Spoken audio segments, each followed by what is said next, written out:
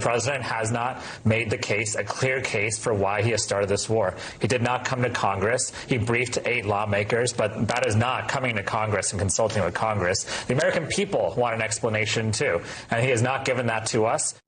It's one of the more vocal Democrats on the issue, Democratic Virginia Representative, member of the House Oversight Committee, Subramanyam, is with us now on set. Great to have you. Thank you. Is this because you don't think Iran is a threat or because you just hate Trump?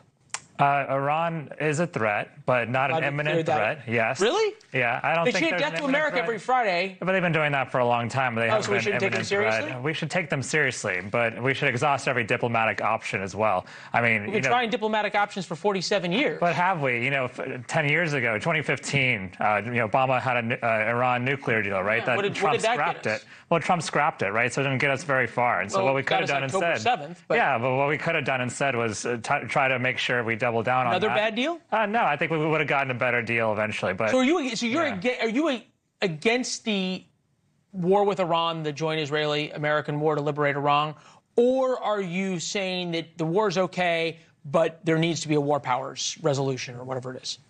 I think there needs to be a better explanation than what we've gotten for this war, because even this administration seems killing confused. Of thousands of Americans, restarting their nuclear program, building ballistic missiles. What else would you want? I was told the nuclear program was already killed off, right? But then they started it again. But if we want to actually, what would be enough? So if they wanted to come to us and say, okay, this is about the nuclear program, and here's the evidence as to why it is restarted, and that's one thing, but that's not what they've done. Instead, they've given us 5 or 6 explanations. We've got Trump calling around journalists, basically focus grouping explanations and timelines and changing it every single So you don't think call. Iran was trying to restart their nuclear program? I certainly think that they want to be a threat and want to do that, yes. But whether they are actually an imminent threat, well, the way we can stop is diplomatically, not by spending billions on another forever war. I think that's the real problem, and why the American people are against this is because they're sick of us being dragged into these wars. It's interesting, though, because Democrats now are so concerned about this kind of justification. But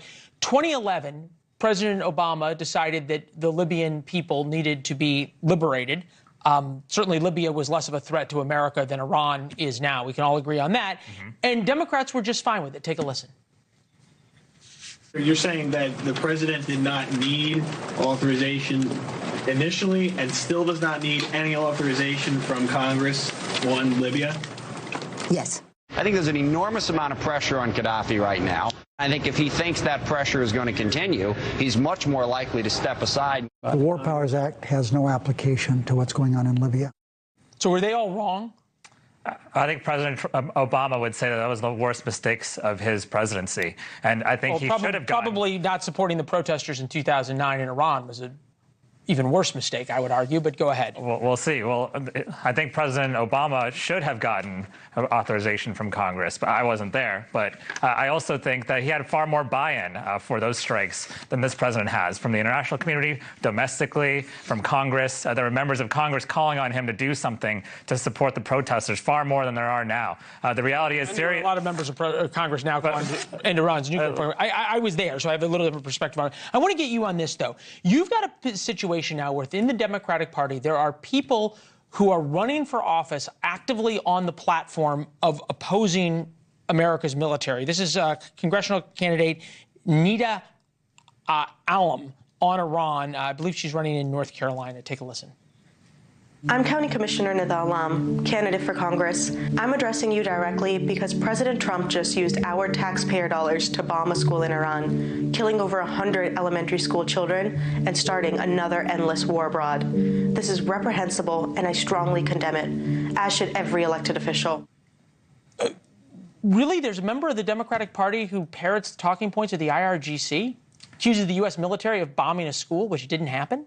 Well, we can agree, though, that bombing a school is not good, right? But it's part of what happens in the war. But okay. But that's not the mainstream Democratic Party at this point. I think now is that a problem, you think? I would say that now that we are actually in this fight, that we support our troops, right? And we support our military. We want what's best for the world, for our country, right, at this point. So I think it's what most Democrats feel. Just we want a better explanation. We want to know what the actual objective are. We want a real timeline. And this administration is confused about that. The objective issue is one that is going to continue to be a problem for them because there's, as you point out, so many different explanations of what actually we're doing. Congressman? Good to see you. Thank you, you. as always. Appreciate it. We first wrote about this in War Notes. Your chance for an inside look at the